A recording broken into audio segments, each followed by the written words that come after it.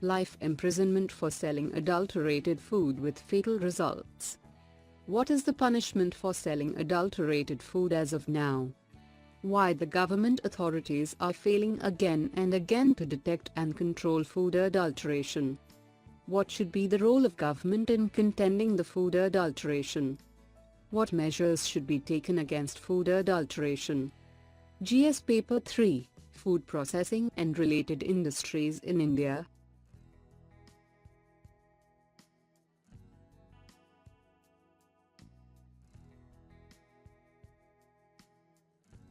What is the context about? The Law Commission of India has recommended life imprisonment for traders, businessmen and shopkeepers found guilty of the death of their customers, by intentionally selling them adulterated or noxious food and drink.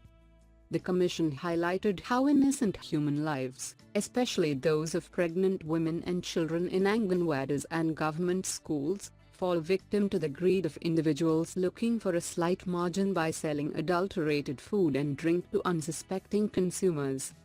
What is the punishment for selling adulterated food as of now?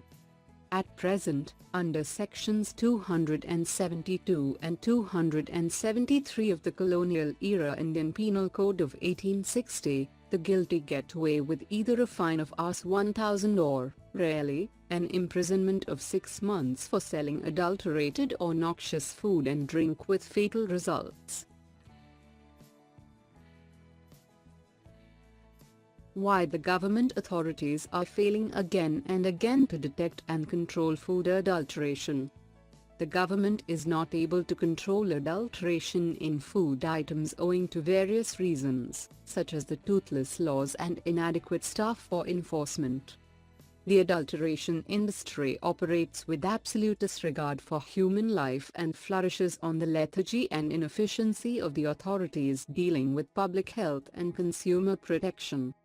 There is no method to draw the authorities' attention to this matter.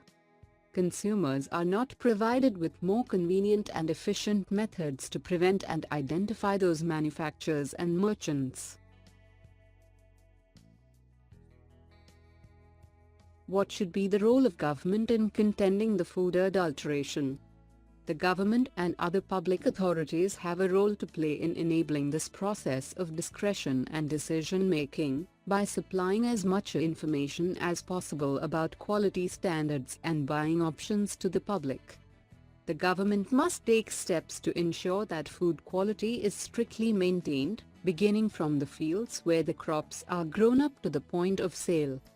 Surprise raids and frequent checks should be conducted. Health inspectors should visit hotels and consumer stores to find the culprits who are misusing the license given to them. It should constitute a body consisting of a few representatives of various political parties and social organizations in every district, with an eminent and experienced lawyer at the helm. What measures should be taken against food adulteration? Adulteration can be effectively prevented with the cooperation of the people by forming a moving consumer court with executive power. Public complaints can be received through compliant box fixed in panchayats or directly through above-mentioned authorities. Actions taken on each complaint by this committee must be published in a bulletin, as many merchants and manufacturing units found guilty of adulteration would continue to do the same. Consumer organizations can conduct awareness campaigns and educate the consumers, to get samples of suspected items tested at recognized laboratories for further action.